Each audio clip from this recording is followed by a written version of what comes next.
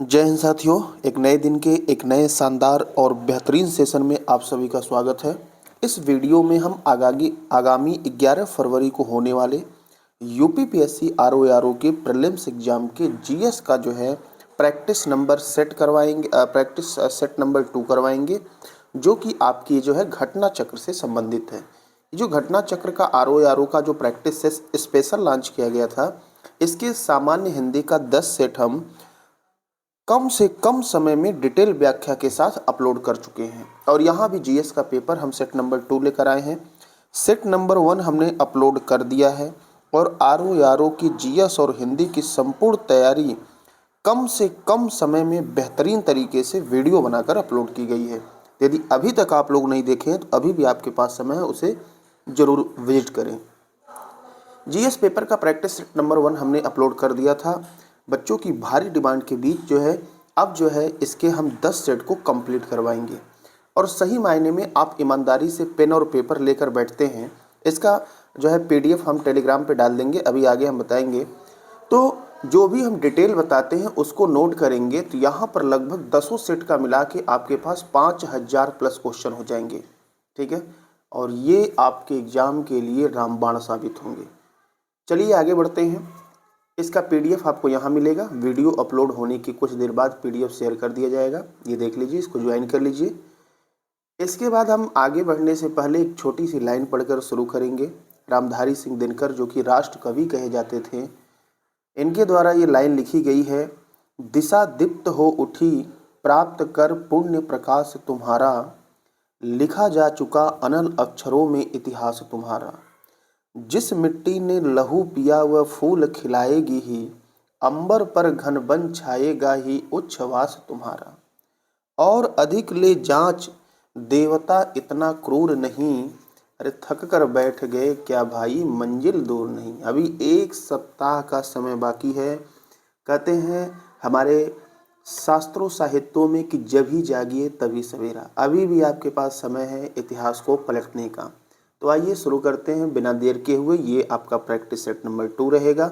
Practice set 1 हम upload कर चुके हैं, यदि अभी तक आप नहीं देखे हैं तो उसे देख लें। पहला प्रश्न है, आपको कथन चेक करना है। इसमें जो पहला दिया गया है कि गुरला, मंधाता तथा नामचा बरवा पर्वत चोटियाँ भारत में स्थित नहीं है, ये बिल्कुल सही है। और दूसरा जो है कामेत तथा त्रिशूल पर्वत शिखर भारत के उत्तराखंड राज्य में है, ये भी सही है। ठीक है, लेकिन हम आपको बता दें ये जो गुरला मंधाता है ये नेपाल के उत्तर पश्चिमी सीमा पर स्थित है। और ये जो नामचा बरवा जो पर्वत चोटी है ये आपको जो है अरुणाचल प्रदेश के निकट जो है तिब्बत में आपको देखने को मिल जाएगा। ठीक है, और मानधाता जो है ये नेपाल के उत्तर पश्चिमी सीमा अर्थात ये भी तिब्बत में स्थित है। तो दोनों जो है आपको तिब्बत में देखने को मिल जाएंगे। ठीक है, तो यहाँ पर 1 और 2 दोनों सही है। आगे बात करते हैं, निम्न में से कौन सा कथन जो है यहाँ पर सही है। तो देखिए दूसरा का जो सही आंसर होगा वो जो है सी होगा। गंगा के मैदानों की पुरानी कछारी मृदा बांगर कहलाती है और जो नई कछारी मृदा होती है उसे खादर कहते हैं। अब देखिए भारत में पहला ऑप्शन देखिए गलत क्यों है। सबसे अधिक उपजाऊ काली मृदा है, ये गलत है। सबसे अधिक उपजाऊ जो है जलोढ़ मृदा है, जिसमें नाइट्रोजन और ह्यूमस की कमी पाई जाती है, लेकिन फास्फोरस, एसिड, चूना और जैव ये सब पदार्थ भरपूर मात्रा में पाए जाते हैं। हमारे देश के 33.5% भाग पर मतलब लगभग जो है 11 लाख किलोमीटर वर्ग स्क्वायर पर जो है ये जो है जलोढ़ मृदा पाई जाती है। ठीक है, तो यहाँ पर काली मृदा नहीं होगी। काली मिट्टी को रेगुर मिट्टी भी कहा जाता है। दूसरा कह रहा है कि भारत में सबसे बड़ा मृदा का वर्ग काली मृदा है, फिर से गलत किया। अभी हमने आपको पीछे बताया है कि 33.5% भाग पर जो है आपकी जलोढ़ मृदा पाई जाती है, जिसको कछारी मृदा भी कहा जाता है। क्लियर है, आगे बात करते हैं। अच्छा, डी दिया है गाद का व्यास जो है 0.06 मिलीमीटर से 2 मिलीमीटर के मध्य होता है। पहले आपको हम गाद बता दें क्या होता है। नदी तलों में निक्षेप के रूप में ये पाया जाता है। ठीक है, और गाद का जो यहाँ पर व्यास होता है ये होता है, आप नोट कर लीजिए, 0.0002 से लेकर 0.05 mm के बीच पाया जाता है। ठीक है, चलिए तो क्लियर हो गया, यहाँ पर सी आंसर हो जाएगा, बाकी सबका डिटेल हमने देख लिया है। अगला दिया गया है, फिर से निम्न कथन पे आपको विचार करना है। तो देखिए पहला यहाँ पर दिया गया है कि गिरनार, अच्छा क्या दिया गया, हाँ, गिरनार 4 तथा गिरनार 5 मूंगफली की किस्में हैं। तो बिल्कुल सही है, इसमें कोई गलत नहीं है। गिरनार 4, 5 दोनों मूंगफली की किस्में हैं। मूंगफली की कुछ अन्य किस्में सुनिए, कौशल, प्रकाश, चित्रा, अंबर, चंद्रा, उत्कर्ष, ये सब भी मूंगफली की किस्में हैं। और दूसरा दिया है दुर्गा, आज़ाद, बहार तथा जवाहर 4 अरहर की किस्म है। तो ये बिल्कुल भी सही है। और इसके अरहर के कुछ अन्य किस्म, शारदा, आशा, अमर, ये सब अरहर के किस्म हैं। तो ऑप्शन नंबर ए सही होगा यहाँ पर दोनों।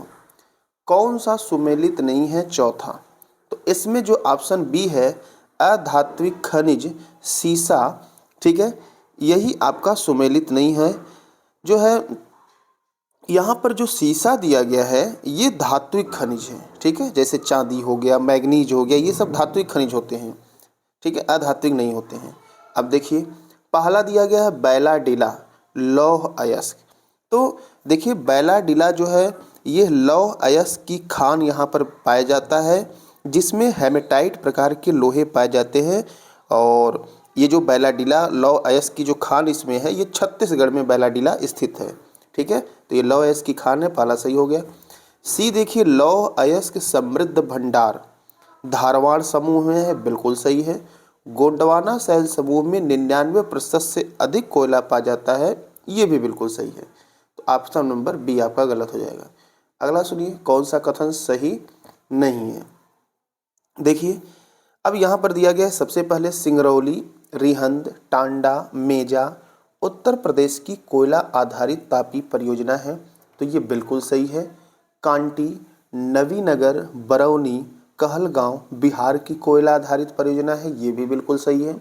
दादरी, औरैया उत्तर प्रदेश की गैस आधारित परियोजना है, ये भी बिल्कुल सही है।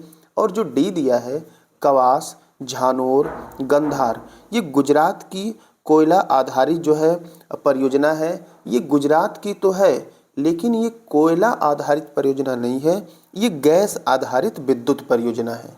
ठीक है, तो क्लियर हो गया, ऑप्शन डी इसका आंसर हो जाएगा। अगला यहाँ पर दिया गया है, फिर से कौन सा कथन सही है। तो 6 का जो सही आंसर होगा वो सी होगा कि केंद्रीय भारतीय भाषा संस्थान, ये कहाँ पर है, नई दिल्ली में है। केंद्रीय भारतीय भाषा संस्थान आपका जो है नई दिल्ली में है। तो फिर इसमें देखते हैं गलत क्या है। पहला जो दिया गया है पारी पुनर्स्थापन वन अनुसंधान केंद्र लखनऊ में है, तो ये लखनऊ नहीं प्रयागराज में है। दूसरा बीबी गिरी राष्ट्रीय श्रम संस्थान गाजियाबाद में है, ये गलत है, ये नोएडा के गौतम बुद्ध नगर के नोएडा में है। चौथा राष्ट्रीय प्राकृतिक विज्ञान संग्रहालय हैदराबाद दिया गया है, ये गलत है, ये नई दिल्ली में है। क्लियर है, आगे बात करेंगे। अगला कह रहा है कि प्रधान याम्योत्तर मध्याह्न रेखा किन देशों से नहीं गुजरती है। तो यहाँ पर देखिए सारे देश दिए गए हैं, लेकिन इसमें आप देखेंगे ना तो ऑप्शन नंबर बी सही होगा। स्पेन, घाना, फ्रांस, माली से गुजरती है। ये जो कनाडा आपका दिया है इससे नहीं गुजरता है। ठीक है, बाकी यूके, अल्जीरिया, टोगो से गुजरता है, यहाँ पर कनाडा से नहीं गुजरता है, इसलिए ऑप्शन बी गलत हो गया है। ये प्रधान याम्योत्तर रेखा आप सबको मालूम भी होगा, बता दें, इसको 0 डिग्री कहते हैं। ठीक है, देशांतर रेखा कहा जाता है 0 डिग्री, और इसको जीएमटी भी दूसरे नाम से जानते हैं, जिसको ग्रीनविच मीन टाइम कहा जाता है, और ये लंदन से होकर गुजरती हैं। तो यहाँ पर आंसर कनाडा के नाते ऑप्शन 2 हो गया। बाकी स्पेन, घाना, फ्रांस, माली से गुजरती हैं। और ऑप्शन दिखा दे रहे हैं, और ऑप्शन में यदि आप देखेंगे यहाँ पर देखिए ऑप्शन सी भी दिया गया है। ऑप्शन सी में दिया गया है Burkina Faso, Spain, Mali, Togo, Algeria, Burkina Faso, Spain, Ghana, ये सब सही हैं। ठीक है, तो वहाँ पर कनाडा केवल आंसर आपका अलग हो जाएगा। ठीक है, आगे देखिए, अगले हम प्रश्न की यहाँ पर बात करेंगे। एक मिनट, सॉरी, हाँ थोड़ा सा बड़ा कर लेते हैं। ठीक है, आगे अगला प्रश्न दिया गया है 8वां नंबर कि अभिकथन है, घास के मैदान भूमध्य रेखीय क्षेत्र से लेकर ध्रुवीय क्षेत्रों तक घास की प्रकृति में अंतर के साथ पाए जाते हैं। तो ये बिल्कुल सही है, ठीक है। और यहाँ पर दूसरा दिया है, उष्णकटिबंधीय घास के मैदान भूमध्य रेखीय प्रदेश के उत्तर व दक्षिण में लगभग 10 से 25 डिग्री अक्षांशों के बीच पाए जाते हैं। तो यहाँ पर दोनों का दोनों सही है, लेकिन ये इसकी व्याख्या नहीं कर रहा है, ठीक है। दोनों का दोनों यहाँ पर सही है, अभिकथन और कारण। तो यहाँ पर लेकिन व्याख्या नहीं हो रहा है। अब देखिए, जो घास के मैदान होते हैं ना, ये मुख्यतः दो प्रकार के होते हैं, एक उष्णकटिबंधीय होता है, एक शीतोष्णकटिबंधीय होता है, ठीक है। तो इसके आंसर की बात करेंगे, आंसर आपका बी हो जाएगा। दोनों सही है, लेकिन व्याख्या नहीं कर रहे हैं। अगला देखिए, विश्व की सर्वाधिक लंबी नदियों का आपको जो है सही अवरोह क्रम बताना है। अवरोह का मतलब घटते हुए क्रम में बताना है। तो देखिए, नील नदी आप शुरू से सुने होंगे, दुनिया की सबसे लंबी नदी है नील और अमेजन, ये दोनों याद कर लीजिए। बाकी आपका तो ऑप्शन ऐसे हट जाएगा, नील अमेजन और कहीं नहीं दिख रहा है, ठीक है। तो सबसे पहले पे नील आएगा, जो कि 6695 मतलब 6695 किलोमीटर है, 6695 किलोमीटर। दूसरे पे आपका अमेजन है 6437 किलोमीटर। तीसरे पे जो है चेंगजियांग है। अच्छा, चेंगजियांग को ही चाइना की ये नदी है, इसको यांगटीसी क्यांग भी कहा जाता है। ये 6300 किलोमीटर है, ठीक है। और ये एशिया की सबसे लंबी नदी है। मिसिसिपी ये 3734 किलोमीटर है, ठीक है। लेकिन अगर अपवाह की दृष्टि से बात किया जाएगा तो जो मिसिसिपी है ना, ये अपवाह की दृष्टि से विश्व की सबसे बड़ी नदी है, ठीक है। विशेष ध्यान दीजिएगा। अगला दिया गया है कि आयाला स्थानीय पवन का संबंध किस देश से है। तो इसका सही आंसर आपका हो जाएगा डी, ये फ्रांस से संबंधित है। वहाँ की गर्म स्थानीय पवन है, ठीक है। दो प्रकार की पवन होती हैं, गर्म और ठंडी। लीबिया जो है, लीबिया की जो है एक पवन जो है गिबिली नाम है, गिबिली, जो कि गर्म स्थानीय पवन है। ईरान के हम पवन की बात करें गर्म, तो उसका नाम है सामून, सामून। और स्पेन की बात करें तो यहाँ पर मिस्ट्रल ठंडी, ठीक है। ये भी मिस्ट्रल ठंडी जो हवा है ना, ये स्पेन और फ्रांस दोनों में बहती है, ठीक है। चलिए, मुद्रास्फीति के संदर्भ में कथन पे विचार करना है। तो देखिए, 11 का सही आंसर आपका दोनों हो जाएगा। मुद्रास्फीति में मुद्रा का मूल्य कम हो जाता है, बिल्कुल सही है। मुद्रास्फीति में बचत पर प्रतिकूल प्रभाव पड़ता है, ये भी सही है। इसका मतलब बचत नहीं हो पाता है पैसे का, क्यों? जब मुद्रास्फीति हो जाती है तो हर चीज़ का दाम बढ़ जाता है, और जब दाम बढ़ जाता है तो व्यक्ति कुछ भी खरीदता है तो उसके सारे पैसे चले जाते हैं, और जब पैसे चले जाएंगे तो फिर बचत होने के सवाल नहीं है। तो दोनों यहाँ सही होगा। पीएम प्रमाण योजना किससे संबंधित है? तो सही आंसर पहला होगा, रासायनिक उर्वरकों के संतुलित प्रयोग से है, ठीक है। तो ये जो कार्यक्रम जो चलाया गया है, ये धरती माता के पुनरुद्धार, पोषण एवं सुधार हेतु कार्यक्रम ये है, ठीक है। रासायनिक उर्वरक का संतुलित प्रयोग करेंगे तो धरती माता का जो पोषण है वो बना रहेगा। बंद अर्थव्यवस्था वह व्यवस्था है जिसमें, तो यहाँ पर न तो निर्यात हो और न ही आयात हो, उसे बंद अर्थव्यवस्था कहा जाता है, ठीक है। चलते हैं नेक्स्ट, अगले प्रश्न की बात करेंगे। निम्न में से कौन सा मानव पूंजी निर्माण पर प्रत्यक्ष प्रभाव डालेगा? तो देखिए, मानव पूंजी निर्माण पर शिक्षा में करेंगे तो भी, स्वास्थ्य में और प्रशिक्षण में, हर जगह जो है, तो आंसर आपका डी हो जाएगा। ये सीधे प्रभाव डालता है, शिक्षा, स्वास्थ्य, प्रशिक्षण, ठीक है। आगे बात करते हैं। सूची 1 को सूची 2 से आपको मिलाना है। देखिए, यहाँ पर ऋग्वेद के ये मंडल है, ये रचयिता है। तृतीय मंडल के जो है रचयिता है विश्वामित्र, ठीक है। और तृतीय मंडल में ही गायत्री मंत्र का भी वर्णन मिलता है। चतुर्थ मंडल के रचयिता हैं वामदेव। पंचम मंडल के रचयिता हैं आपके अत्रि। और षष्ठम मंडल के रचयिता हैं भारद्वाज। जो वेद की बात करें तो यहाँ पर ऋग्वेद दिया गया है, ये सबसे प्राचीनतम वेद है। इसमें 10 मंडल, 1028 सूक्त और 10,552 ऋचाएँ हैं, ठीक है। तो ये विशेष ध्यान दीजिएगा। चलिए आगे बात करेंगे। तो यहाँ पर मिला दिया हमने, आप देख लीजिएगा, ठीक है। आंसर अगर मिलाएंगे तो इसके अकॉर्डिंग पहले का 4, ठीक है। एक ही ऑप्शन है आपका, पहला वाला यहाँ पर हो जाएगा, ठीक है। चलिए अगला देखते हैं। प्रभासगिरी तीर्थ स्थल का संबंध जो है किस जैन तीर्थकर से है? तो यहाँ पर सही आंसर बी होगा, ये पद्मप्रभ से है। ठीक है, ये जो प्रभास गिरी तीर्थ स्थल है यहाँ पर, ये जो पद्मप्रभ है ये जैन धर्म के 6वें तीर्थकर कहे जाते हैं। ठीक है, कुल 24 तीर्थकर उसमें हुए थे और ये जो है इनके पद्मप्रभ के जन्म से संबंधित है प्रभास गिरी। ठीक है, और ये प्रभास गिरी जो जगह है यूपी के कौशाम्बी जिले में स्थित है। ठीक है, तो ये विशेष ध्यान दीजिएगा। आगे बात करते हैं, कौन सा कथन सही है 17 का? तो यहाँ पर देखिए, पढ़ा जाए, देखा जाए। शक संवत को कृत संवत तथा मालव संवत भी कहते हैं, तो ये गलत है। शक संवत को नहीं कहा जाता है, विक्रम संवत को कहते हैं। तो विक्रम संवत को कृत संवत तथा मालव संवत भी कहते हैं। दूसरा, कनिष्क के सारनाथ अभिलेख की तिथि 71 ईस्वी है, नहीं ये गलत है, ये 81 ईस्वी है। ठीक है, आगे सुनिए। कनिष्क के रवतक अभिलेख में साकेत, कौशाम्बी, पाटलिपुत्र तथा श्री चंपा नगरों का उल्लेख है, ये आंसर आपका बिल्कुल सही है। ठीक है, और ये जो रवतक अभिलेख जो साकेत ये सब आपको दिख रहा है, ये अभिलेख जो है ये में साकेत, कौशाम्बी और पाटलिपुत्र ये जो है अफगानिस्तान में स्थित है। ठीक है, आगे सुनिए। रवतक अभिलेख में संस्कृत काव्य शैली का प्राचीनतम नमूना प्राप्त होता है, ये गलत है। यहाँ पर ग्रीक काव्य शैली है, ना कि संस्कृत काव्य शैली है। अगला सुनिए, कौन सा युग में सुमेलित नहीं है? तो देखते हैं, जो काला पैगोडा है वो कोणार्कासुर मंदिर को कहा जाता है। श्वेत पैगोडा जो है जगन्नाथ मंदिर को पुरी के कहते हैं, उड़ीसा के पुरी में है जगन्नाथ मंदिर। ठीक है, और उड़ीसा में एक कोणार्क मंदिर भी है।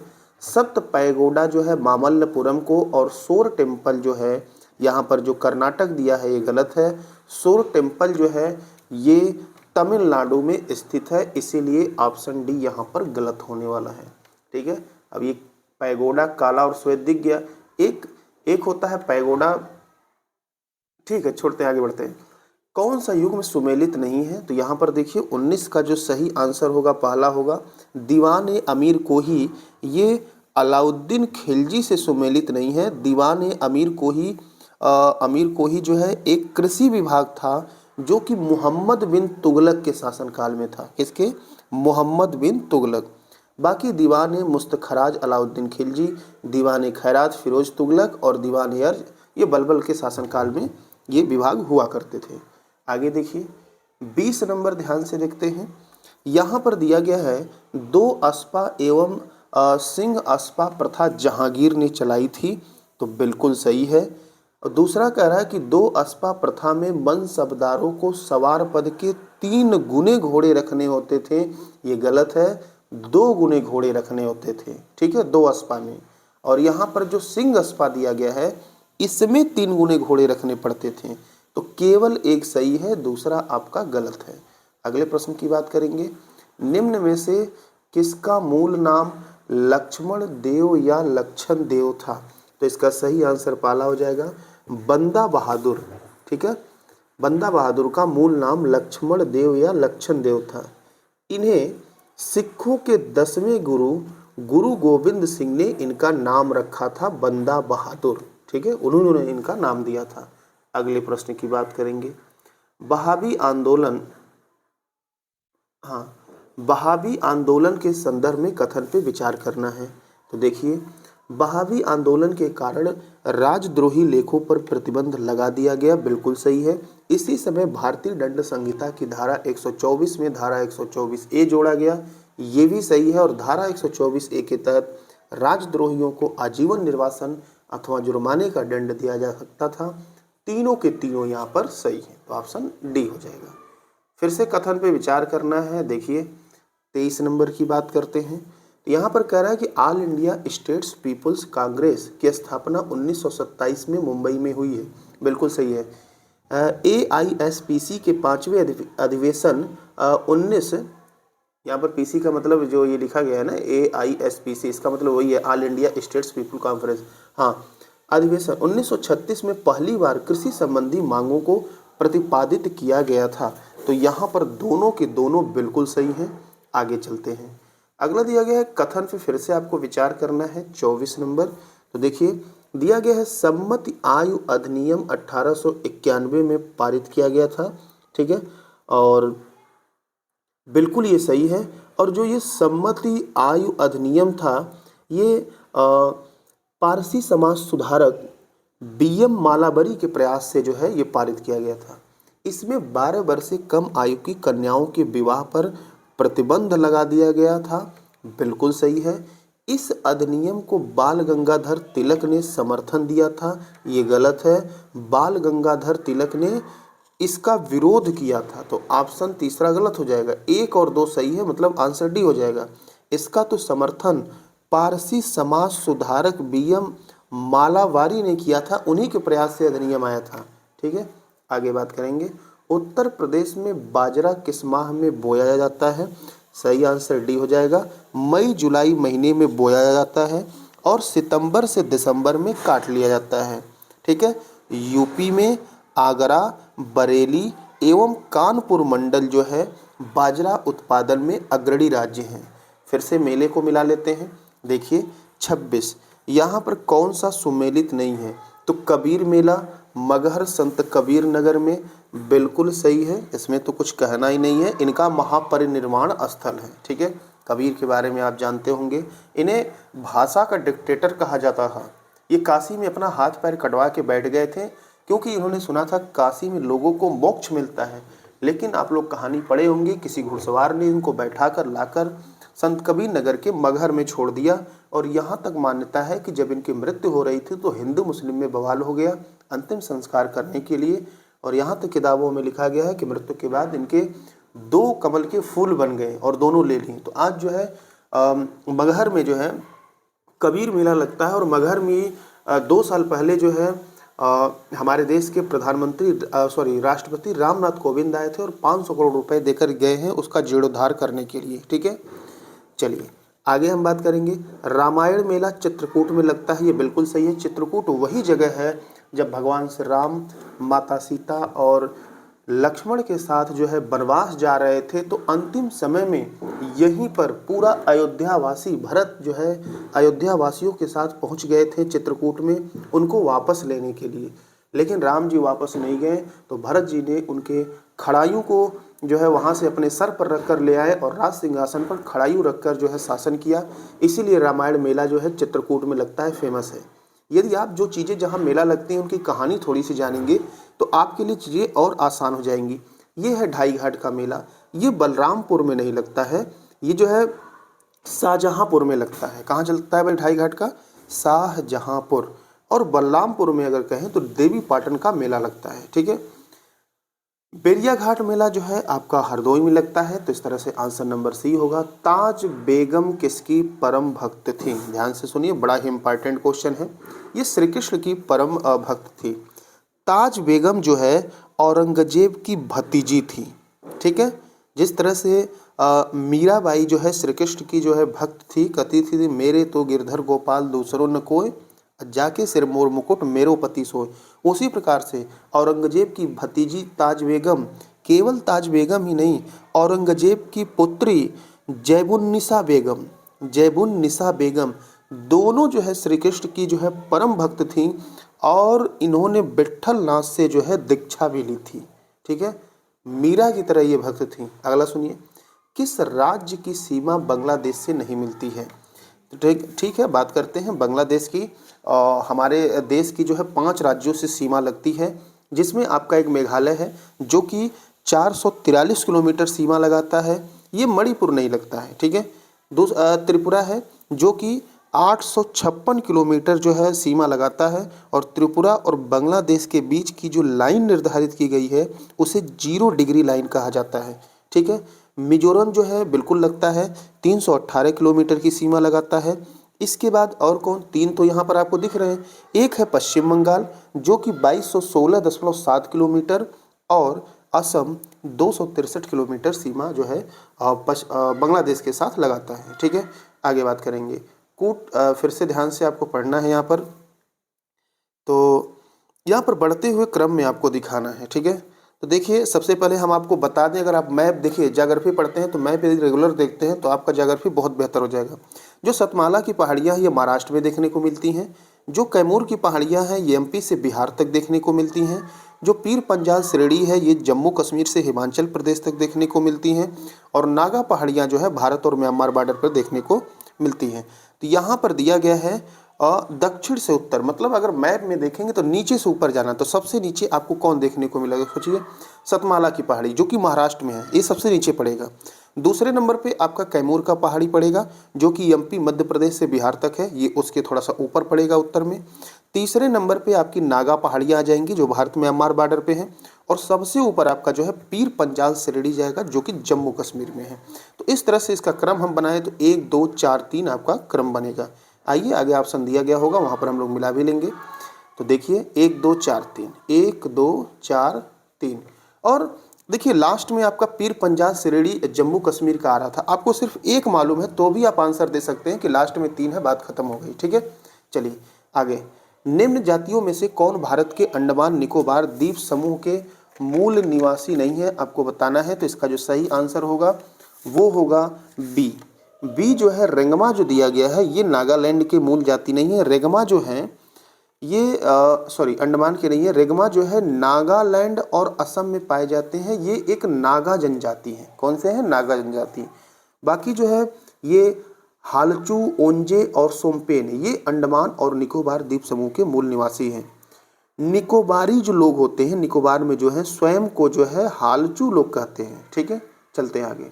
कौन सा एक लैगून नहीं है?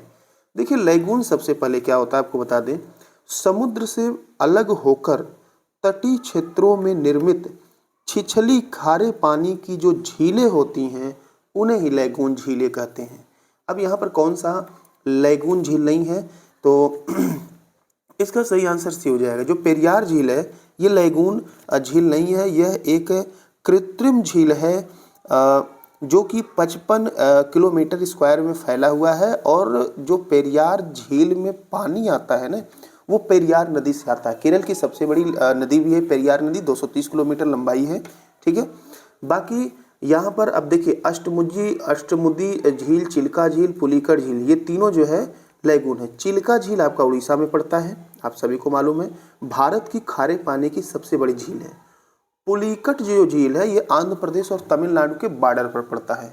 अब यदि आपसे पूछ लिया जाए पुलिकट झील तो ऑप्शन में एक ही मिलेगा, दोनों नहीं मिलेगा। ज़्यादातर आपको आंध्र प्रदेश मिल जाता है, कहीं कहीं तमिलनाडु, लेकिन एक ही ऑप्शन मिलेगा। पुलिकट झील जो है पूरे देश में खारे पानी की चिल्का झील के बाद जो है दूसरी सबसे बड़ी खारे पानी की झील है। और जो ये अष्टमुदी है ये भी आपका केरल में है। ठीक है, तो चलते हैं, आंसर यहाँ से हो जाएगा। राष्ट्रीय वनस्पति अनुसंधान संस्थान लखनऊ में नमो 108, ये करंट अफेयर का क्वेश्चन है, अनावरण किया गया है। देखिए नमो 108 में 108 आपको दिख रहा है, तो ये जो है आंसर 1 हो जाएगा। ये कमल की जो है आपका जो है किस्म है और ये जो है लखनऊ में किया गया है। राष्ट्रपति वनस्पति अनुसंधान संस्थान ये लखनऊ में स्थित भी है। यहीं पर इस कमल की इस किस्म का जो है यहीं पर रिसर्च के द्वारा ये बनाया गया है। 108 का मतलब होता है कि कमल में जो पंखुड़ी होती है ना, इस कमल में 108 पंखुड़ी है। ठीक है, कितने पंखुड़ी है? 108 पंखुड़ी। ठीक, और ये जो कमल होता है ये मार्च से दिसंबर तक जो है इसके फूल निकलते हैं। और इसी जो है अनावरण के साथ साथ गवर्नमेंट के द्वारा 1 वीक 1 लैब पहल का भी उद्घाटन किया गया है। साथ ही साथ कमल अभियान की भी शुरुआत की गई है और इसका उद्देश्य है कि इसको प्रदेश के हर जगहों पर हर प्रदेशों में राज्य के हर देश के हर प्रदेशों में लगाया जाए। वर्ष 2023 के लिए चिकित्सा क्षेत्र में नोबेल पुरस्कार किसे दिया गया है? तो सही आंसर आपका सी होगा, कैटालिन कारिको और डू जो है विस मैन को दिया गया है। और इनको दिया गया है किस लिए? न्यूक्लियोसाइड बेस संशोधन के लिए दिया गया है। और जो न्यूक्लियोसाइड बेस संशोधन है इससे क्या होगा, जो कोरोना वायरस के खिलाफ जो टीकों का जो विकास हो रहा है उसमें इससे जो है काफ़ी हेल्प मिलेगा। और कोरोना आप जान सकते हैं कि सदी का सबसे भयावह वायरस था। अगला देखिए कौन सा एक सुमेलित नहीं है, आपको बताना है। 34 का जो सही आंसर होगा वो भी होगा। अब यहाँ पर छोटा नागपुर जो क्षेत्र है ये शिवकाशी, ये जो है आपका औद्योगिक क्षेत्र है। तो वहाँ पर जो है छोटा नागपुर क्षेत्र में शिवकाशी औद्योगिक क्षेत्र नहीं है। जो शिवकाशी औद्योगिक क्षेत्र है ये बेंगलुरु और तमिलनाडु औद्योगिक क्षेत्र में आता है। ठीक है, बाकी आपका कोलकाता हुगली क्षेत्र में जो है टीटागढ़ जो है आपका औद्योगिक क्षेत्र है। मुंबई पुणे क्षेत्र में अंबरनाथ औद्योगिक क्षेत्र है और अहमदाबाद बड़ौद क्षेत्र में भरूच जो है औद्योगिक क्षेत्र है। चलते हैं आगे। Central for technology research institute कहाँ पर स्थित है? तो 35 का सही आंसर सी हो जाएगा, मैसूर, जो कि कर्नाटक में स्थित है और इसकी स्थापना जो है 1950 में हुई थी। ठीक है, चले आगे चलते हैं। कोस टेपा नहर जो है का संबंध किस देश से है? तो इसका सही आंसर बी हो जाएगा, ये अफगानिस्तान से है। ठीक है, कोस टेपा नहर जिसका जो है अफगानिस्तान वर्तमान में निर्माण कर रहा है। ठीक है, और यह उत्तरी अफगानिस्तान में अमू दरिया से पानी मोड़ने के लिए बनाया जा रहा है। ठीक है, अगला, हाल ही में किसके द्वारा सुस्वागतम नामक पोर्टल लॉन्च किया गया है? तो ये हमारे देश के सुप्रीम कोर्ट के द्वारा किया गया है और इसको लॉन्च जो है सुप्रीम कोर्ट के वर्तमान में 50वें मुख्य न्यायाधीश DY चंद्रचूड़ ने किया है। इसके द्वारा क्या होगा? सुस्वागतम, देखिए नाम से ही क्लियर है, ऑनलाइन ई पास दिया जाएगा। जितने भी वकील हो गए जो भी हैं उस ई पास के माध्यम से उनकी सुप्रीम कोर्ट में एंट्री होगी, वो घूम सकते हैं, भ्रमण कर सकते हैं। आगे देखिए, भूमि में गुरुत्वाकर्षण जल किस तनाव पर रहता है? तो यहाँ पर देख लीजिए, इसमें जो गुरुत्वाकर्षण जल होता है ना 1/3 एटमॉस्फेयर से कम पर अथवा 0 से अधिक पर रहता है। ठीक है, आगे चलते हैं। 8वीं एशियाई कबड्डी चैंपियनशिप के बारे में कथन पे आपको विचार करना है। तो 39 का यहाँ पर देखिए पहला पढ़ते हैं कि फाइनल मैच 8वीं एशियाई कबड्डी चैंपियनशिप है दक्षिण कोरिया के बुसान शहर में हुआ है। बिल्कुल सही है। और दूसरा, भारत ने ईरान को हराकर जो है 8वीं बार जो है खिताब जीता है। दोनों का दोनों सही है, इसमें कुछ भी आपका गलत नहीं है। ठीक है, भारत जो है 8वीं बार ईरान को हराकर जो है एशियाई कबड्डी चैंपियनशिप जीता है। ठीक है, अगला देखते हैं, डेलबर्जिया जाति किस एक से संबंधित है? तो 40 का सही आंसर हो जाएगा शीशम। शीशम का जो है डेलबर्जिया जात शीशम की जो है प्रजाति है। शीशम के कुछ अन्य प्रजाति जैसे ट्यूलिप, किंगवुड, ये सब जो है शीशम के प्रजाति होते हैं। शीशम की बात करें तो शीशम को उसकी गुलाबी महक के कारण शीशम को जो है रोजवुड भी कहा जाता है। रोज माने गुलाब होता है। ठीक है, तो शीशम को रोजवुड भी कहा जाता है। ठीक है, जो डेलबर्जिया जाति है ना, इसमें जो है शीशम दिया गया, शीशम की जाति है, इसमें लगभग 100 से लेकर 600 जातियां होती हैं। ठीक है, और बाकी आपका काजू, चाय, काफ़ी देखते हैं। आगे बढ़ते हैं, अगले प्रश्न की बात करेंगे। तो निम्न में से कौन सा देश विश्व का सबसे अधिक केसर उत्पादन करने वाला जो है? तो यहाँ पर जो है आपका आंसर ईरान होगा। ईरान दुनिया में सबसे अधिक केसर उत्पादन करता है, जबकि भारत में अग्रणी राज्य जो है आपका जम्मू कश्मीर है। और यह जो है किसके द्वारा बताया जाता है, ये जारी किया जाता है FAO के द्वारा, फूड एंड एग्रीकल्चर ऑर्गेनाइजेशन के द्वारा, जिसका हेडक्वार्टर इटली के रोम में है। इसका गठन 1945 में हुआ था। तो FAO बताता है कि कहाँ पर केसर का उत्पादन हो रहा है, कहाँ पर कम, कहाँ पर ज़्यादा। यूरोप में राइन नदी के संदर्भ में कौन सा कथन जो है सही है, आपको बताना है। पहला देख लीजिए, राइन नदी उत्तरी जर्मनी की औद्योगिक गतिविधियों के लिए एक महत्वपूर्ण भाग है। तो ये उत्तरी जर्मनी का नहीं है, ये पश्चिमी एवं दक्षिणी जर्मनी का है। तो इसलिए पहला आपका गलत हो जाएगा। रॉटरडैम बंदरगाह राइन नदी के मुहाने पर स्थित है। तो यहाँ पर दूसरा वाला जो ऑप्शन है ये आपका बिल्कुल जो है सही हो जाएगा। ठीक है, रॉटरडैम बंदरगाह जो है राइन नदी के मुहाने पर है। ठीक है, और बात करें राइन नदी की तो ये जो है जर्मनी और क्या नाम है, जर्मनी और यहाँ पर जो है जर्मनी और ये नीदरलैंड, जो राइन नदी यहाँ बंदरगाह जो रॉटरडैम का दिया है ना, ये नीदरलैंड में स्थित है।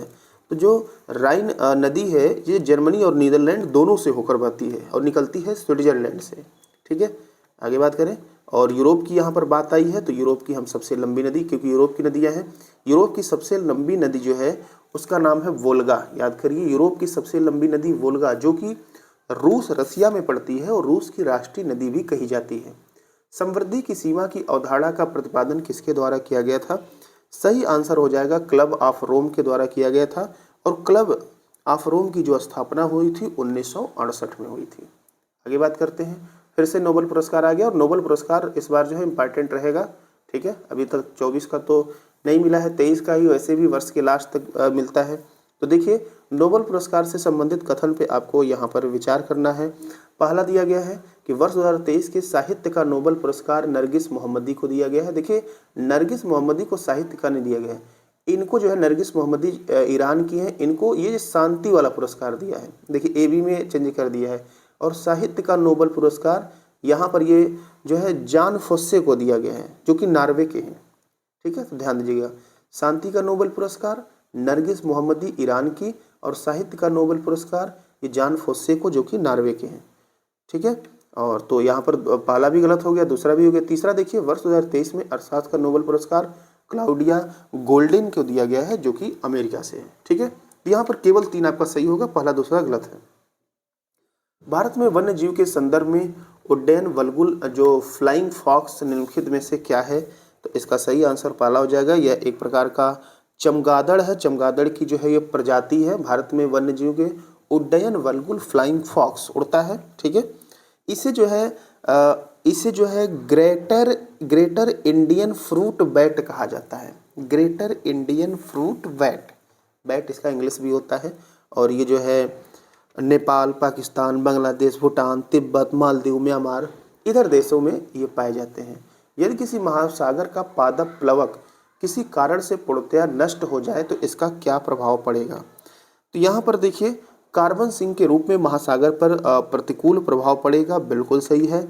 महासागर की खाद्य श्रृंखला पर प्रतिकूल प्रभाव पड़ेगा, बिल्कुल सही है। तीसरा, महासागर का जल घनत्व तो घटेगा, जल घनत्व तो नहीं घटेगा। अब देखिए यहाँ पर जो है बात जो किया गया है पादप प्लवक का, ये पादप प्लवक क्या होता है? जिस प्रकार से धरती पर घास होता है उसी प्रकार से समुद्र में पादप प्लवक होता है। अब सोच लीजिए धरती पे हर जगह अगर घास खत्म हो जाए तो सारी श्रृंखला गड़बड़ हो जाएगी, क्योंकि वो प्राथमिक उत्पादक होता है, उस पर बहुत सारे लोग डिपेंड होते हैं। ठीक है, तो इस तरह से आपका जो यहाँ पर सही होगा ये केवल 1 और 2 सही होगा। अगला देखिए, bio carbon a fund initiative for sustainable forest landscape का प्रबंधन कौन करता है? तो इसका प्रबंधन जो है विश्व बैंक करता है। और ये जो कोष जो बनाया गया है ना, ये लैंडस्केप जो है कोष है, इसमें स्थलीय क्षेत्रों से ग्रीन हाउस गैसों को कमी करने को बढ़ावा देना है। ग्रीन हाउस गैस को कमी करना है। अगर हम कुछ ग्रीन हाउस गैस की बात करें, जैसे कार्बन डाइऑक्साइड हो गया, मेथेन हो गया, आपका NH4 मेथेन होता है, O3 हो गया, जलवाष्प हो गया, CFC हो गया, क्लोरोफ्लोरोकार्बन, ये सब आपके ग्रीन हाउस गैस होते हैं। ठीक है, आगे बात करते हैं। अब इसमें इस फंड में सबसे अधिक जो पैसा दिया है ना, इसमें नॉर्वे ने दिया है $135 मिलियन, दूसरे पे यूके है $120 मिलियन, और तीसरे पे USA $25 मिलियन। अगले प्रश्न की बात करेंगे। अगला प्रश्न देखिए, निम्न में भारत के निम्नलिखित पारिस्थितिक तंत्रों में से कौन सा सही सुमेलित नहीं है? तो यहाँ पर देखिए पहला दिया गया दक्षिण पश्चिम घाट आर्द्र वन, ये बिल्कुल सही है। तराई द्वार चौड़ी पत्ती वाले वन, ये भी सही है। कच्छ करण जो है घास के प्रदेश, ये भी सही है। पूर्वी दक्कन पठार जो है ये आर्द्र वन है, ये गलत है। पूर्वी दक्कन पठार जो है ये आर्द्र वन नहीं है, ये शुष्क सदाबहार वन है। क्या है? शुष्क सदाबहार वन। भारत में राष्ट्रीय उद्यानों एवं वन्य जीव अभ्यारण्यों के संदर्भ में बात करना है। तो देखिए पहला कह रहा है कि राष्ट्रीय उद्यानों की सबसे अधिक संख्या मध्य प्रदेश में, बिल्कुल सही है। टोटल संख्या कितनी है? 11। वन्य जीव अभ्यारण्यों की सबसे अधिक संख्या अंडमान निकोबार द्वीप समूह में है, ये भी बिल्कुल सही है। यहाँ पर आपको 97 देखने को मिलेंगे। क्लियर है? आगे बात करते हैं। निम्नलिखित रक्षित क्षेत्रों पर आपको विचार करना है। तो 50 का यहाँ पर जो आंसर होगा, देखिए रक्षित क्षेत्र की अगर हम बात करें तो यहाँ पर आपका जो बांदीपुर है ये आपका रक्षित क्षेत्र हो जाएगा। इसके बाद आपका मानस रक्षित क्षेत्र हो जाएगा और सुंदरवन जो है रक्षित क्षेत्र में आ जाएंगे। 3 आपका है, केवल 1 3 4 हो जाएगा। ठीक है, अब यहाँ पर देखिए रक्षित क्षेत्र का मतलब होता है जहाँ पर जो प्रोजेक्ट टाइगर जिसमें हो। ठीक है, तो यहाँ पर कर्नाटक के बांदीपुर जो कि कर्नाटक में है, कर्नाटक का बांदीपुर, मानस का जो है असम का मानस, और सुंदरबन जो कि पश्चिम बंगाल में है। यहाँ पर जो है ये प्रोजेक्ट टाइगर वाले राष्ट्रीय उद्यान है। ठीक है, तो इसी को रक्षित क्षेत्र कहा जाता है। जबकि जो भीतरकनिका है ये उड़ीसा में स्थित है, यहाँ पर प्रोजेक्ट टाइगर नहीं है। तो हमारे देश में जो प्रोजेक्ट टाइगर की शुरुआत हुई थी 1973 में हुई थी, और इसी के तहत जो क्षेत्र है उन्हें रक्षित क्षेत्र कहते हैं। तो ऑप्शन 1 3 4 सही आंसर हो जाएगा। सामान्य स्थितियों में वातावरण में प्रदूषण उत्पन्न करने वाली गैस कौन सी होती है? तो ये आपकी कार्बन मोनोऑक्साइड होती है। इसको प्राथमिक वायु प्रदूषक भी कहते हैं। इसकी 90% मात्रा का जो स्रोत होता है वो प्राकृतिक होता है और 10% जो है कृत्रिम होता है, जो कि स्वचालित वाहनों और कोयला से होता है। ठीक है, बाकी आपका यहाँ पर देख सकते हैं CO2 कार्बन डाइऑक्साइड, ये ग्रीन हाउस गैस है। ठीक है, चलिए आगे बात करते हैं। नाभिकीय ऊर्जा का उपयोग जो है प्रायः कारक है। तो नाभिकीय ऊर्जा का जो उपयोग होता है ये ऊष्मीय प्रदूषण का कारक है। इसमें क्या होता है, जो रिएक्टर होता है जब वो गर्म हो जाता है तो नदी या तालाब से जल लिया जाता है, पुनः उस जल का उपयोग करके नदी या तालाब में फिर से डाल दिया जाता है, तो उस कंडीशन में ऊष्मीय प्रदूषण होता है। ठीक है, 28 सितंबर 2023 को प्रसिद्ध कृषि वैज्ञानिक एवं भारत में हरित क्रांति के जनक डॉक्टर MS स्वामीनाथन का निधन हो गया। ठीक है, ये विशेष है, ध्यान दीजिएगा इनके बारे में। अब कह रहा है कि उनसे संबंधित कौन सा कथन असत्य है? तो पहला कह रहा है कि उन्हें 1971 में रमन मैग्सेस अवार्ड तथा 2007 में विश्व खाद्य पुरस्कार दिया गया है। 71 में तो रमन मैग्सेस दिया गया है, लेकिन 2007 में विश्व खाद्य पुरस्कार नहीं दिया गया है, ये 1987 में दिया गया है। नोट कर लीजिएगा, 1987 में। तो ये आपका आंसर पहला हो जाएगा। दूसरा कह रहा है कि उन्हें वर्ष 1967 में पद्मश्री, 1972 में पद्म भूषण तथा वर्ष 1989 में पद्म विभूषण से सम्मानित किया गया। बिल्कुल सही है। 2004 से 6 तक वह राष्ट्रीय किसान आयोग के अध्यक्ष थे, ये भी सही है। और 2007 से 13 तक वह राज्यसभा के सदस्य रहे, ये भी सही है। तो पहला केवल आपको 2007 में सुधार करना है। 1 सितंबर 2023 को किसने रेलवे बोर्ड के अध्यक्ष एवं मुख्य कार्यकारी अधिकारी का जो है पदभार ग्रहण किया है? तो ये जया सिंह वर्मा है। ये पहली महिला हैं जिन्होंने जो है रेलवे के अध्यक्ष एवं मुख्य कार्यकारी अधिकारी का पदभार ग्रहण किया है। और इसके पहले कौन था इस स्थान पे? VK त्रिपाठी थे। कौन थे? VK त्रिपाठी। विश्व की सर्वाधिक समस्यात्मक जलीय घास फूस कौन है? तो सबसे समस्यात्मक जो है इकोर्निया कहते हैं। अब देखिए, इंग्लिश भी जानना आपके लिए बहुत अति आवश्यक है। इकोर्निया को हिंदी में जलकुंभी कहा जाता है। क्या कहते हैं? जलकुंभी। आप लोग अपने तालाबों में देखते होंगे। जलकुंभी क्या होता है ना, इसमें जाइलम अल्प विकसित होते हैं। क्या होते हैं? जाइलम अल्प विकसित होते हैं। जाइलम और फ्लोएम का नाम सुने होंगे आप लोग। जाइलम पौधों में जो है क्या करता है, जड़ों के माध्यम से जो है पौधों के सभी भागों में पानी पहुंचाता है, जिससे प्रकाश संश्लेषण हो सके पत्तियों में। फ्लोएम जो होता है, जब उससे जो खाद्य पदार्थ बन जाते हैं, उनके जो पोषण होते हैं, उनको पौधों के अन्य भागों तक पहुंचाता है। ठीक है, और इतना ही नहीं, इसका जो मुख्य स्थान है इकोर्निया का, ये आपको अमेजन में पाया जाएगा, अमेजन में देखने को मिलेगा। साथ ही भारत में इसे बंगाल का आतंक कहा जाता है। इकोर्निया को, जलकुंभी को बंगाल में सब आतंक मचा के रखे हुए हैं। अगला देखिए, निम्न में से कथक नृत्य का घराना कौन सा नहीं है? तो यहाँ पर आप देखेंगे तो बनारस घराना आपका कथक नृत्य नहीं है, जयपुर घराना, रायपुर घराना और लखनऊ घराना। ठीक है, देखिए कथक जो है उत्तर भारत का प्रमुख नृत्य है, जिसके 3 प्रमुख घराने हैं। ठीक है, और जो कि लिखा भी गया है, जयपुर, रायपुर और लखनऊ घराना, 3 प्रमुख घराने हैं। कथक का अर्थ होता है कथा कहना। ठीक है, तो आप इसे विशेष ध्यान दीजिएगा। एक घराना आगरा का होता है, जिसे ख्याल गायक या ध्रुपद धमार जो है घराना भी कहा जाता है, आगरे घराने में। ठीक है, आगे देखिए, कौन सा सही नहीं है आपको बताना है। तो 57 का सही आंसर भी होगा। उत्तर प्रदेश निर्यात संवर्धन जो नीति है, ये 2020 से 30 नहीं है, 25 है। ठीक है, बाकी उत्तर प्रदेश जनसंख्या नीति 2130, पर्यटन नीति 22 और कृषि निर्यात नीति 2019। उत्तर प्रदेश में निर्माणाधीन राज्य विश्वविद्यालयों के संदर्भ में कौन सा कोड सही नहीं है? तो देख लीजिए, महात्मा बुद्ध कृषि एवं प्रौद्योगिकी विश्वविद्यालय, ये श्रावस्ती में नहीं जबकि कुशीनगर में बन रहा है। ठीक है, बाकी आपका राजेंद्र प्रसाद राष्ट्रीय विधि विश्वविद्यालय, ये प्रयागराज में। ठीक है, और उत्तर प्रदेश जो है पुलिस और फोरेंसिक साइंस विश्वविद्यालय लखनऊ और मेजर ध्यानचंद क्रीड़ा विश्वविद्यालय मेरठ। केवलादेव राष्ट्रीय उद्यान के संदर्भ में आपको कथन पे विचार करना है। जो केवलादेव है राजस्थान के जो है भरतपुर में स्थित है। इसे जो है पक्षियों का स्वर्ग कहा जाता है। इसे घाना पक्षी अभ्यारण्य भी कहते हैं और एक गंभीर तथा बाणगंगा नदियों के संगम पर स्थित है। तीनों के तीनों सही हैं। और जो साइबेरियन क्रेन जो है यहाँ के मुख्य जो है आकर्षक है। साइबेरियन क्रेन जो है पक्षी आते हैं यहाँ पर। आगे देखिए, तो तीनों का तीनों यहाँ पर सही हो जाएगा। अगले प्रश्न की बात करेंगे, भारत के प्रमुख प्रवाल भित्ति क्षेत्र निम्नलिखित में से कौन से हैं?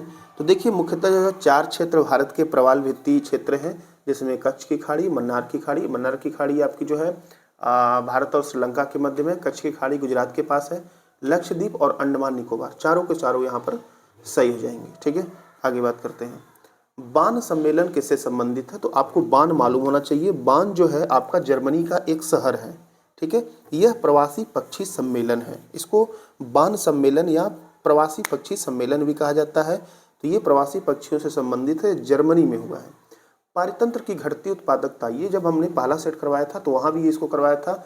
इसमें मान के चलिए जो ये सेट आपका हो रहा है, यहाँ से आपको नहीं तो कम से कम 50+ प्रश्न तो आपको इस 10 सेट से देखने को तो मिल ही जाएंगे कम से कम। ठीक है, पारितंत्र की घटती उत्पादकता के क्रम में कौन सा सही अनुक्रम है? तो सबसे अधिक जो है पारितंत्र आपको मैंग्रोव में देखने को मिलेगा, फिर घास, फिर झील और महासागर में आपको सबसे कम देखने को मिलता है। अगले प्रश्न की बात करेंगे। अगला प्रश्न है, निम्न में से कौन सा एक सही सुमेलित है? आपको बताना है। ये टैंक है, मिसाइल है, रडार है, क्वांटम है, मिसियस है। तो यहाँ पर देखिए जो डी दिया गया है मिसियस, ये क्वांटम उपचार उपग्रह है और ये विश्व का पहला क्वांटम संचार उपग्रह है। ठीक है, और इसको चीन ने 2016 में लॉन्च किया था। बाकी जो अश्लेषा दिया गया है एक प्रकार का रडार है, जो कावेरी है ये विमान इंजन है और जो प्रहार है ये एक मिसाइल है। ठीक है, आगे बात करते हैं। निम्न में से किसने जनसंख्या का सामाजिक एवं आर्थिक सिद्धांत दिया था? तो इसका सही आंसर पहला हो जाएगा, हेनरी जॉर्ज ने जो है सामाजिक एवं आर्थिक सिद्धांत दिया था। जबकि डेविड रिकार्डो जो है ये जो है आर्थिक सिद्धांत केवल दिए थे और ड्यूमोंट जो थे ये सामाजिक कोशिकीयता का सिद्धांत दिए थे। भारतीय संविधान में कौन सा अनुच्छेद जो है वार्षिक वित्तीय विवरण बजट का उल्लेख किया गया है? तो यहाँ पर देखिए अनुच्छेद 112, लेकिन बजट शब्द का उल्लेख पूरे हमारे भारतीय संविधान में कहीं नहीं मिलता है। आगे बात करेंगे। निम्न कथन पे फिर से आपको विचार करना है। देखिए, राज्यसभा का संसद जो है अस्थायी सदन है। राज्यसभा कभी भी भंग नहीं होती है, बिल्कुल है। अनुच्छेद 83(1) के अनुसार कहा गया है कि अस्थायी सदन है और ये कभी भंग नहीं होता है। और इसके जो सदस्य होते हैं वो 6 वर्ष के लिए होते हैं। हर 2 वर्ष पे 1/3 सदस्य आते रहते हैं।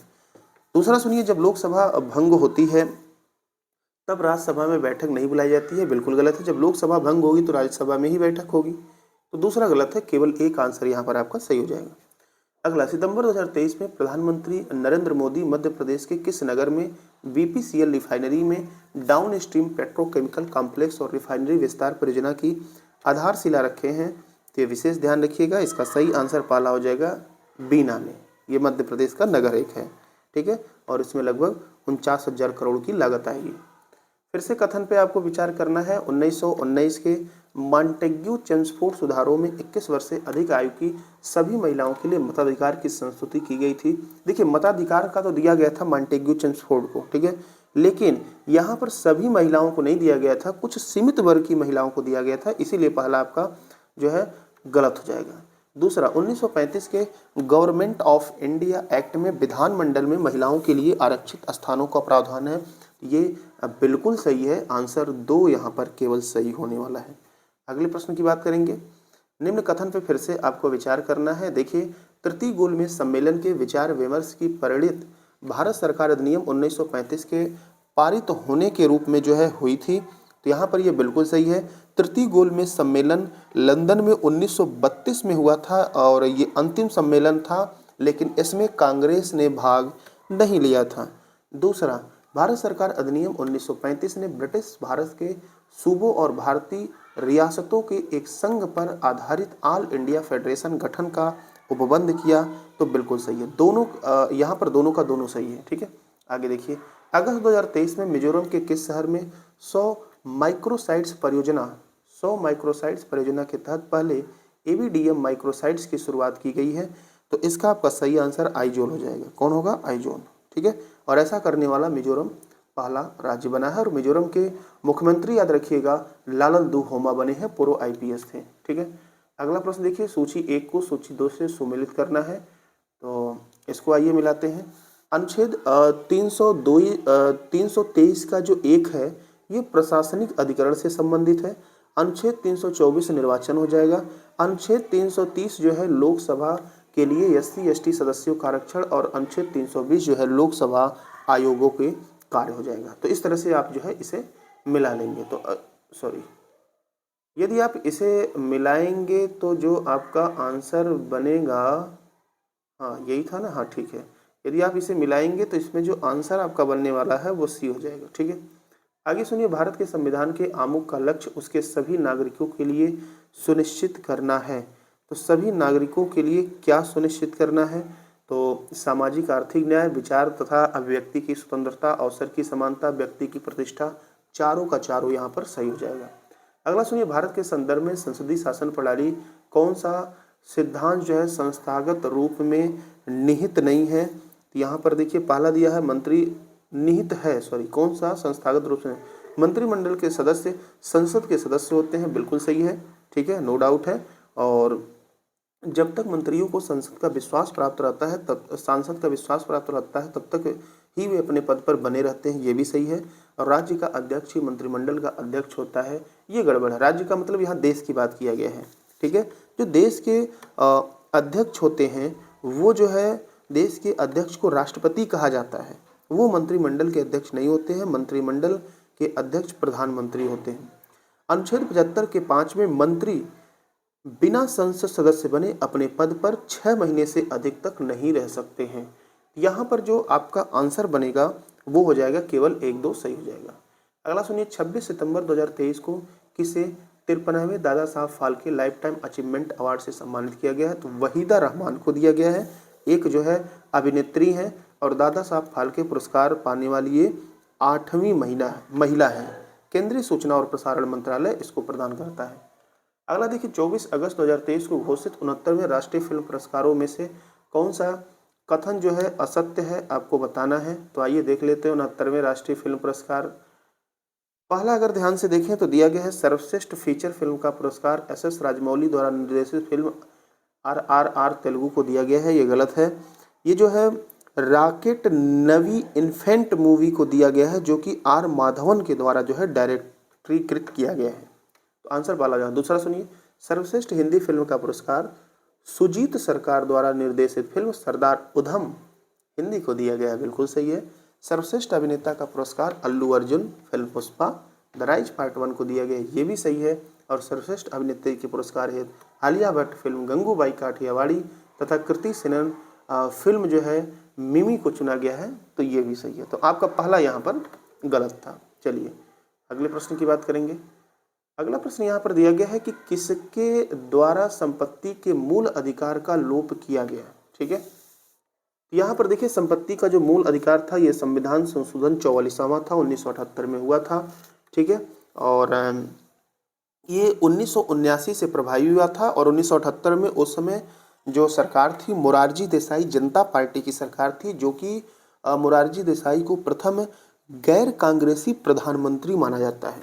ठीक है, तो ये संपत्ति का जो मूल अधिकार था इसको विधिक या कानूनी अधिकार बना दिया गया, अनुच्छेद 300 के क में जोड़ दिया गया, पहले अनुच्छेद 31 में था। चलिए बात करते हैं आगे। मौलिक कर्तव्यों से संबंधित कौन सा कथन सही नहीं है? तो यहाँ पर यदि देखेंगे तो पहला दिया गया उन्हें परमादेश द्वारा प्रभावी बनाया जा सकता है, यही आंसर हो जाएगा, गलत है। परमादेश द्वारा नहीं बनाते हैं।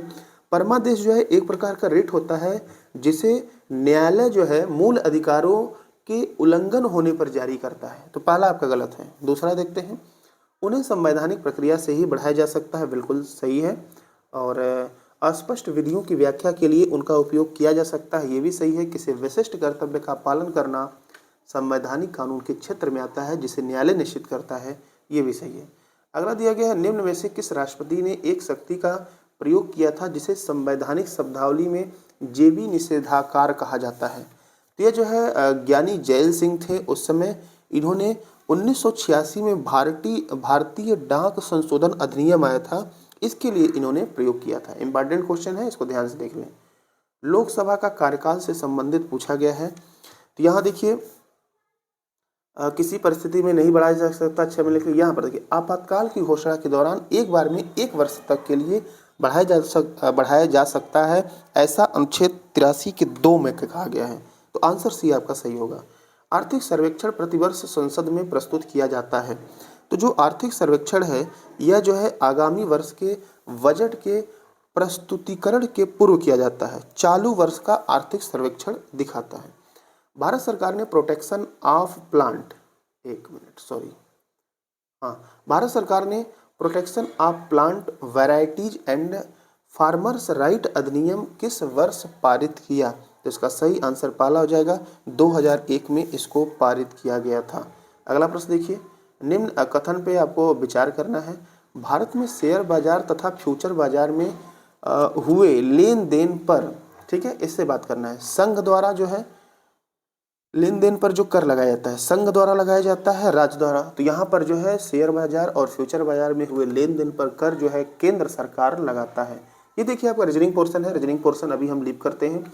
रीजनिंग पोर्शन जो अगर आपकी भारी डिमांड रहेगी तो इस 10 सेट में कुल 100 क्वेश्चन होंगे जो कि सारे इंपॉर्टेंट है। उसका लास्ट में एक वीडियो बना देंगे 2 दिन पहले, ध्यान से देखिएगा, उतना आपका रीजनिंग कवर हो जाएगा।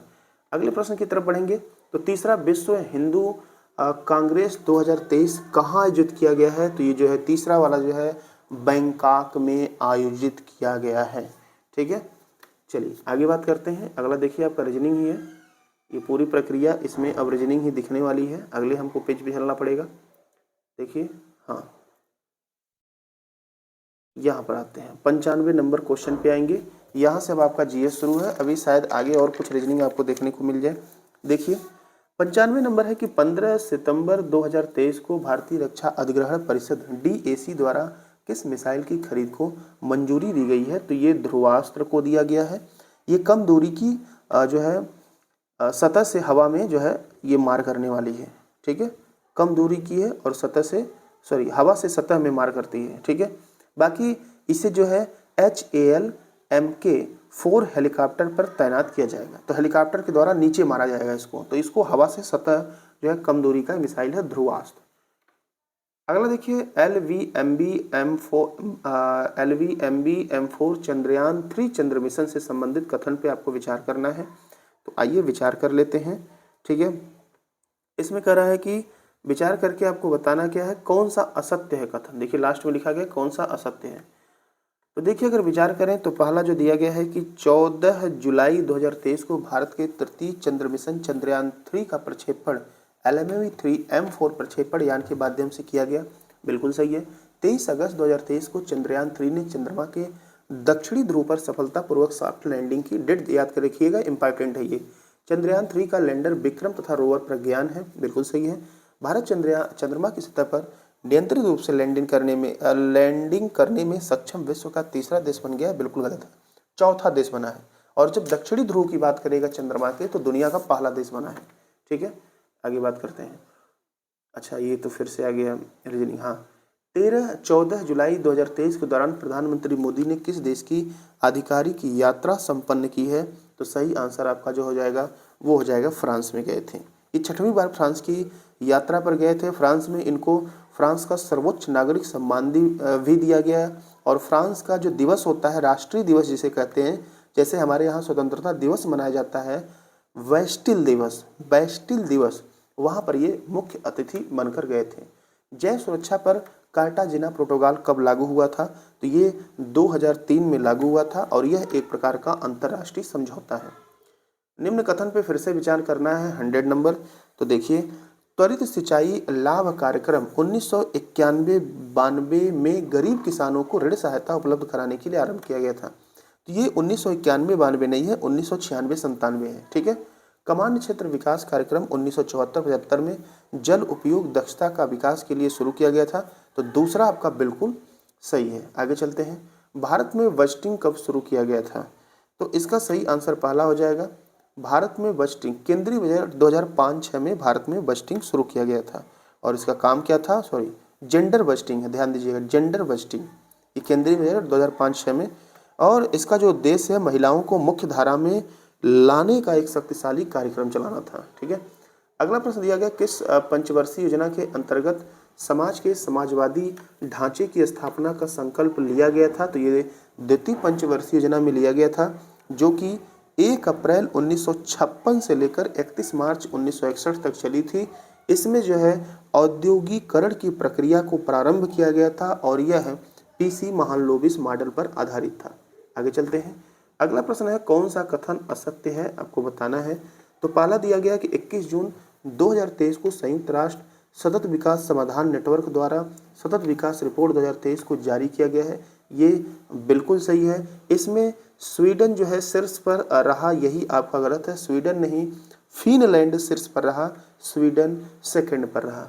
भारत को 166 देशों में 112वां स्थान प्राप्त हुआ है, बिल्कुल सही है। रैंकिंग में दक्षिण सूडान जो है अंतिम स्थान पर रहा, इसका मतलब 166वें स्थान पर रहा। क्लियर है? आगे बात करते हैं। कौन सा एक आरबीआई का कार्य नहीं है? तो इसका सही आंसर बी होगा।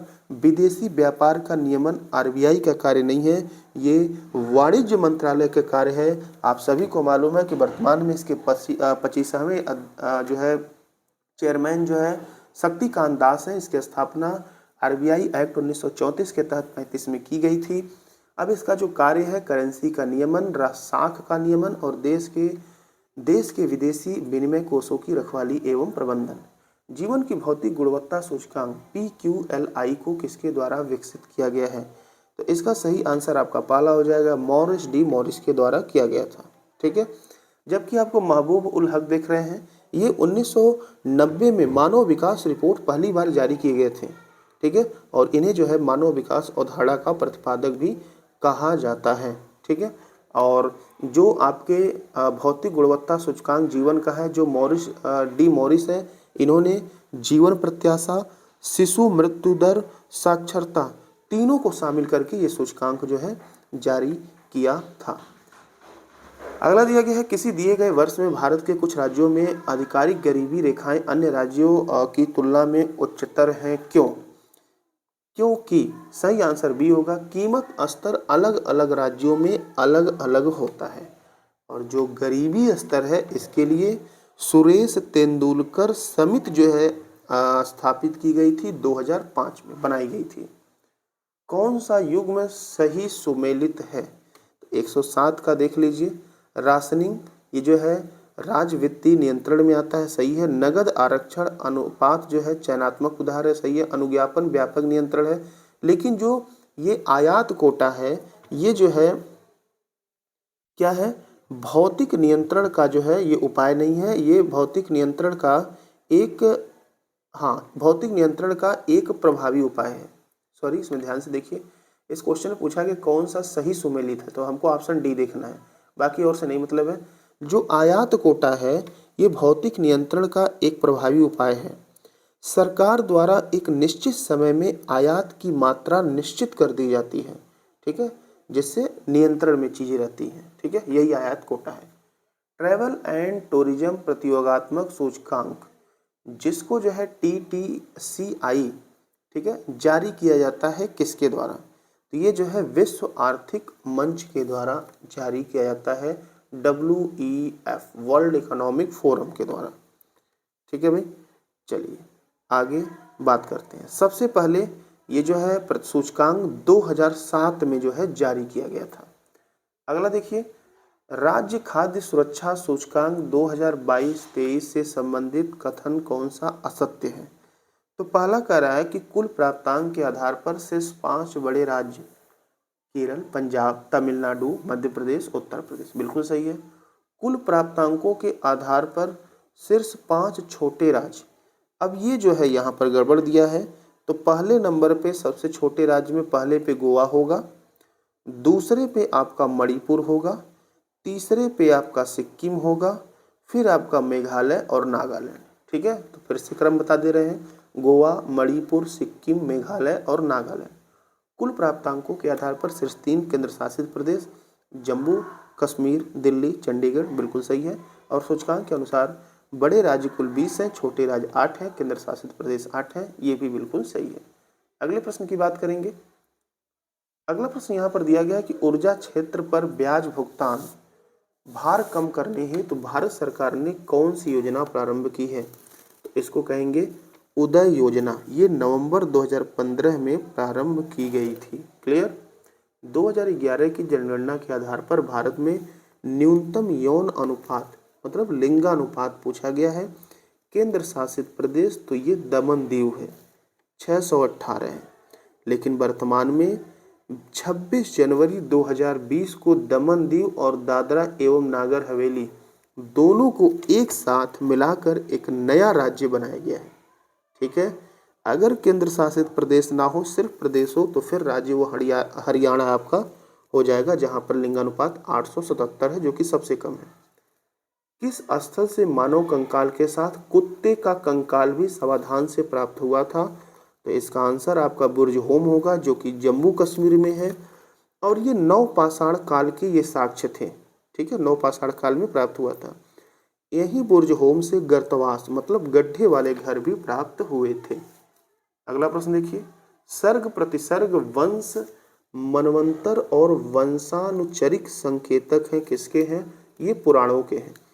पुराणों के जो है ये 5 प्रकार के विषयों का वर्णन सिद्धांत है। ठीक है, आगे बात करते हैं।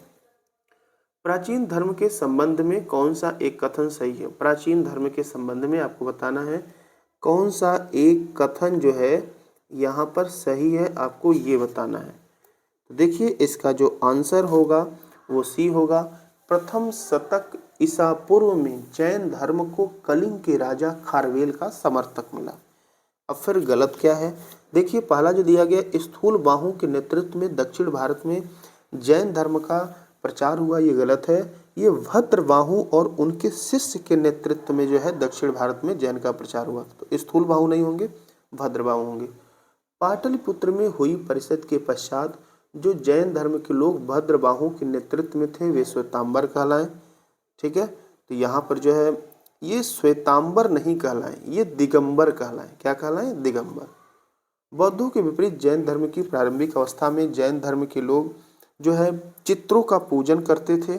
नहीं, चित्रों का पूजन नहीं करते थे, इसीलिए आंसर सी सही होगा। सारा गलत था, सबका डिटेल हमने देख लिया। उदयगिरी और खंडगिरी गुफाओं के संदर्भ में आपको बात करना है। देखिए, उदयगिरी का दूसरा नाम है कुमारगिरी और खंडगिरी का दूसरा नाम है कुमारीगिरी।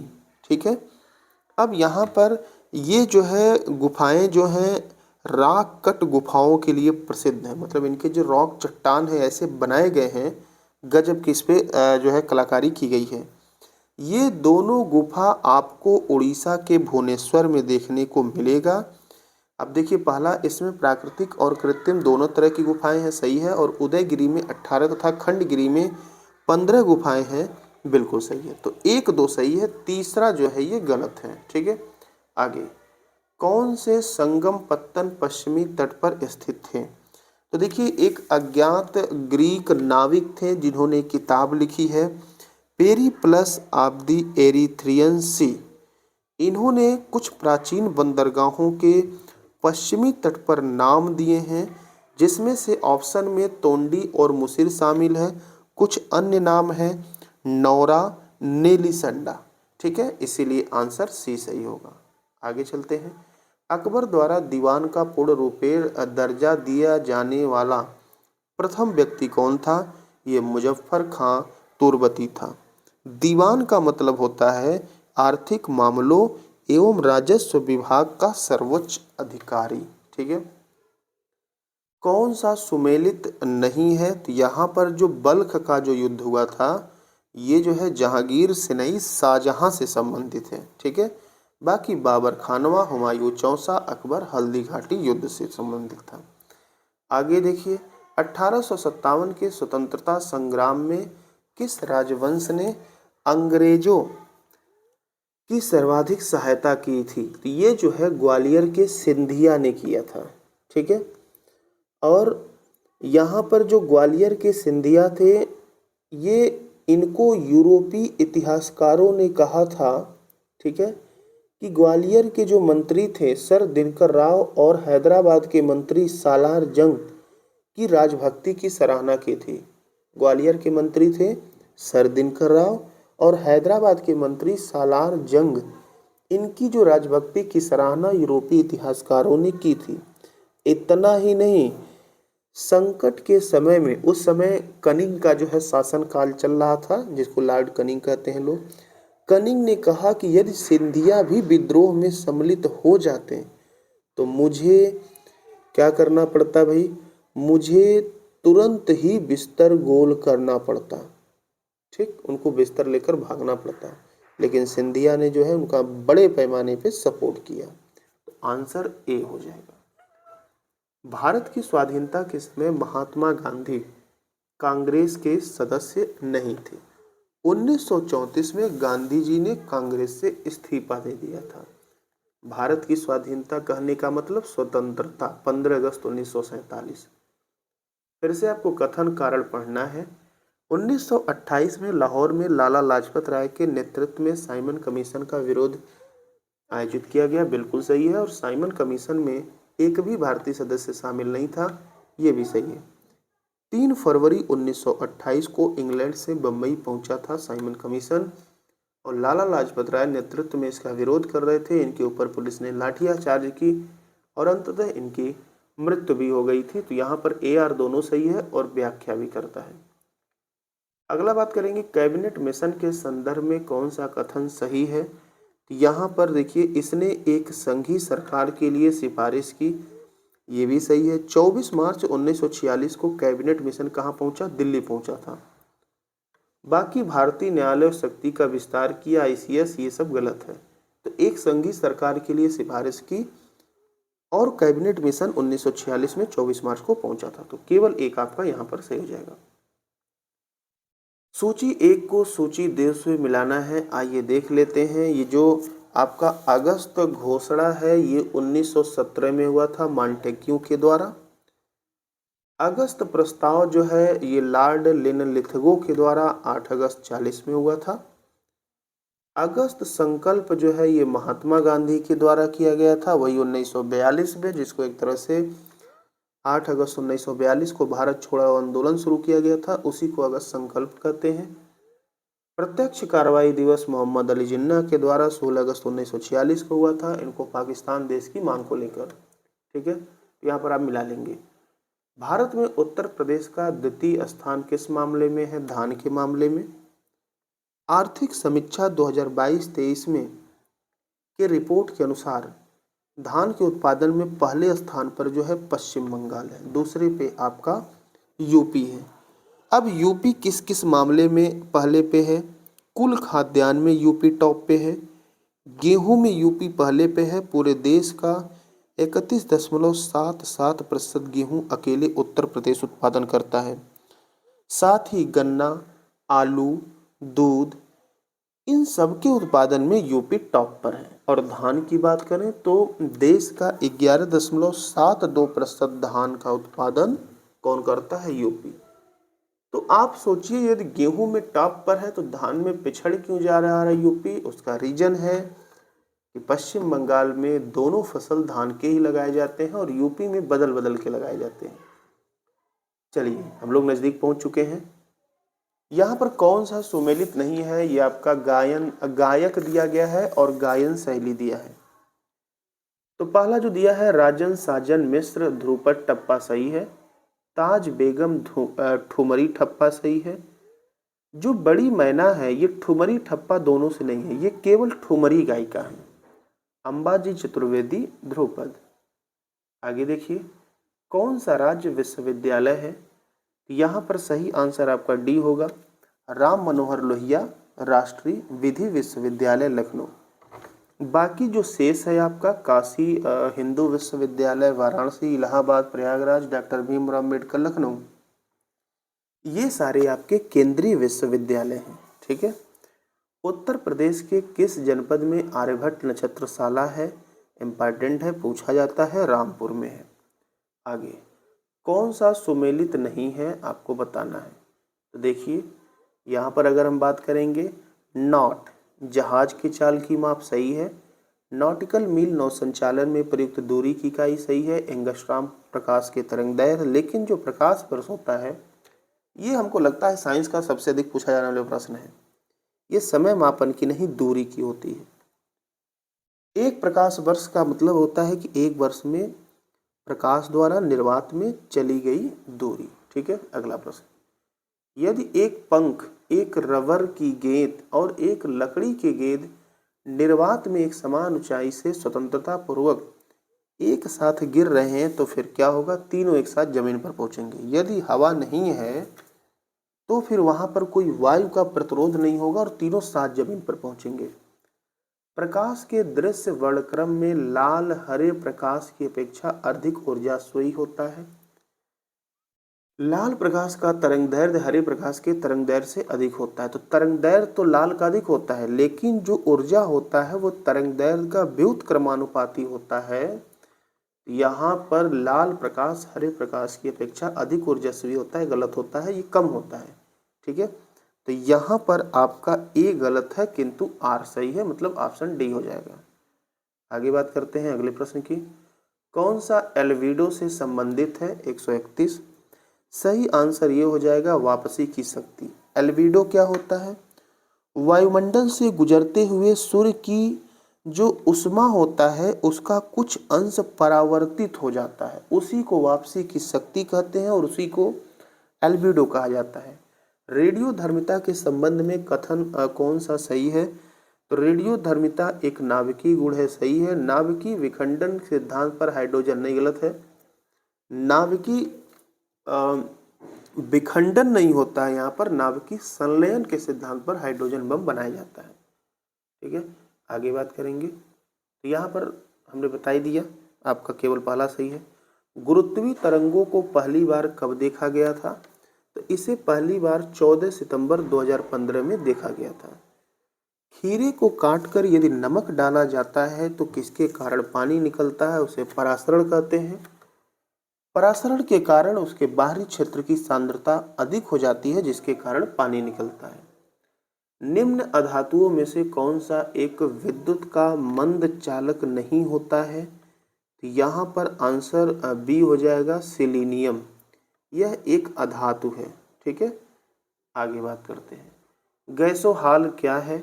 गैसोहाल जो है एथिलीन एल्कोहल और पेट्रोल का मिक्सर है, जिसमें एथिलीन 10% और पेट्रोल 90% पाया जाता है। एंजाइमों के संदर्भ में कौन सा कथन जो है सही है? तो देखिए, वे जैव उत्प्रेरक हैं, बिल्कुल सही है। वे शरीर में उसी स्थान पर अपना कार्य करते हैं जहां वे उत्पादित होते हैं, तो दोनों का दोनों सही है। अगला, अन्य पशुओं के मांस की तुलना में मछली का उपभोग स्वास्थ्यकर माना जाता है, क्यों? कि मछली में क्या होता है? इसमें बहुअसंतृप्त वसा अम्ल पाया जाता है, जिसमें अपघटन की दर काफ़ी तीव्र होती है और इसी तीव्रता के कारण जो ऑक्सीजन होता है उसके अधिक अणु ग्रहण कर लिए जाते हैं, इसीलिए ज़्यादा स्वास्थ्यकर होता है। कौन सा पोषक तत्व दलहनी फसलों में गांठ गठन के लिए आवश्यक है? यह बोरान हो जाएगा। ठीक है, ये पौधों के लिए आवश्यक एक सूक्ष्म पोषक तत्व है। आगे देखिए, निम्न में से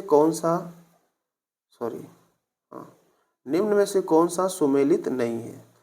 तो देखिए, यहाँ पर जो कोबाल्ट 60 है शरीर के अंतरंग के अवरुद्ध का उपचार होता है। आयोडीन 131 मतलब थायराइड अवरुद्ध का उपचार, और फास्फोरस 32 श्वेत रक्तता का उपचार होता है। लेकिन गोल्ड 198 जो है ये सोने का रेडियो एक्टिव आइसोटोप है और इसके द्वारा रेटिना का नहीं कैंसर उपचार होता है गोल्ड 198 के द्वारा। तो इस तरह से यह आपके 140 प्रश्न समाप्त हुए। सारे डिटेल ऑप्शन के साथ देखेंगे तो लगभग 140 नहीं, आप 500 के आसपास प्रश्नों की श्रृंखला कंप्लीट कर ली है। यदि आपकी भारी डिमांड रहेगी तो इस 10 सेट को अगले जो है लगभग 8 तारीख तक कंप्लीट करवा दिया जाएगा और यहाँ से कम 50 प्लस प्रश्न तो देखने को ही मिलेंगे। ठीक है, बाकी हम स्ट्रेटेजी लेकर आएंगे कल के वीडियो में। छोटा सा वीडियो रहेगा, कैसे आपको चीज़ों को कवर करना है। यदि आपको हमारे द्वारा किया गया मेहनत अच्छा लगा तो आप चैनल को सब्सक्राइब करें और कमेंट जरूर करें, क्योंकि आपका कमेंट ही हमारे लिए एनर्जी का काम करता है। इसकी PDF हमने आपको टेलीग्राम बताया है, अभी हम कुछ देर में वीडियो अपलोड के बाद शेयर कर देंगे। आप PDF निकलवा कर लेकर वीडियो लेकर पढ़ेंगे तो शायद आपके लिए बहुत ही बेहतर होगा। पूरा वीडियो ध्यान से देखने के लिए आप सभी का बहुत बहुत धन्यवाद।